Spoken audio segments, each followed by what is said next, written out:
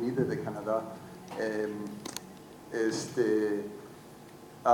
Esta iglesia es la iglesia protestante más grande en Canadá, con un compromiso social bastante fuerte, y me da mucha alegría estar aquí y escuchar a ustedes, y aprecio mucho los aportes que han hecho sobre libertad religiosa y los objetivos de desarrollo sostenible, y todo el trabajo que tenemos por delante.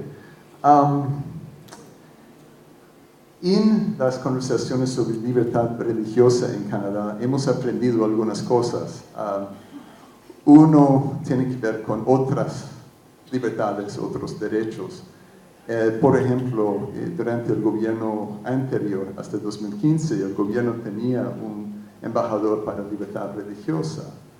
El nuevo gobierno consideró la experiencia de los 10 años previos y pensaba mejor poner libertad religiosa en otro contexto. Entonces se creó una oficina que no me acuerdo exactamente el nombre, pero es algo como promover inclusividad, diversidad y libertad religiosa.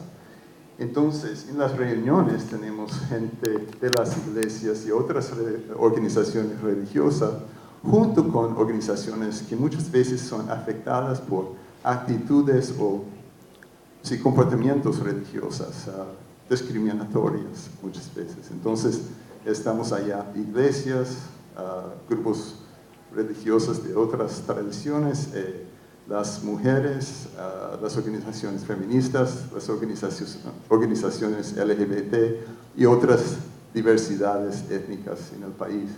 Esto ha sido un aporte muy bueno en nuestro contexto, y me pregunto un poco por qué no hemos hablado de otras libertades que son a veces limitadas por actitudes religiosas discriminatorias. Gracias. ¿Es la pregunta a alguien concreto del panel? ¿Alguien desea contestar en el panel? Por favor.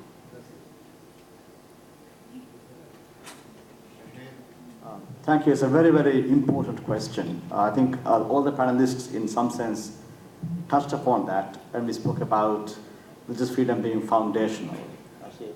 So that is there. But many of us also, given the time constraint, did elaborate on that.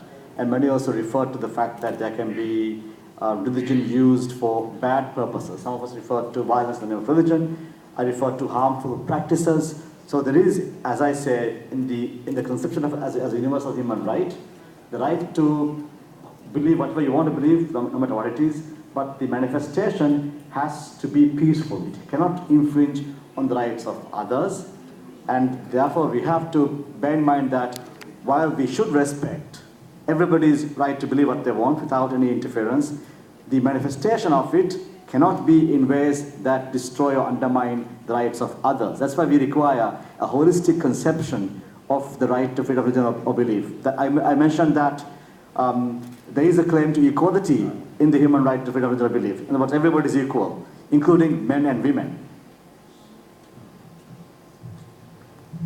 If I could add, I think those kinds of conversations you allude to are critical. And they're helpful for achieving what we refer to as fairness for all, including those of faith and those of no faith. And part of the benefit of the conversations is that we're able to identify core interests on each side. We all have interests. Some are really essential to our identity and our being, in a way, and our faith or belief. Others are not so critical. And part of the benefit of the conversation is you can separate them. And where there are core interests, we act to protect them and recognize and sustain them. Where they're not core, then we can reach accommodations.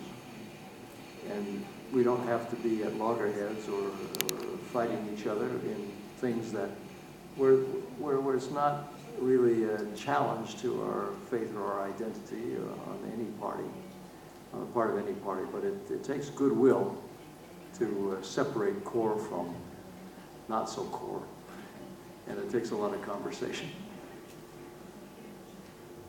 The other members of the panel, would you like to? You know, the toughest issues are those that pit two valid moral principles in tension with each other. The right of religious freedom, to live in accordance with your conscience, not be forced by the government to engage activity that violates your religious conscience, and the right of groups to be protected from having their fundamental rights infringed on because of their race, their identity, their gender, their ethnic identity, their agenda, their gender, their sexual orientation, their religion. No one should be discriminated against because of those. And there are times that those two things are in tension with each other. Mormon Church, and what was just referred to as the Fairness for All campaign, is a leading effort to try to say, some of this may not be reconcilable. If someone says, take the gay marriage issue, it's a law of the land in the United States, there's gay marriage, don't drag me into it. I, as a florist, as a baker, I don't want to be part of it. But on the other hand, if you have the right to marry, you're being discriminated against because of who you are and what you are, here, there's a problem there.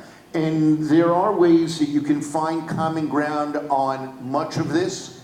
There's a new book coming out for Cambridge University Press of the best lawyers on both sides of this issue. I urge you all to take a look at it. It may be helpful in your own countries about some of the conflicts that you have in this area. It'll be out at the end of October, the end of this month, next month. But there are some times that you got to choose between, is protecting the civil rights structure of a country a sufficiently compelling interest that it can limit the exercise of someone's religious freedom when that person wants to discriminate against a protected category.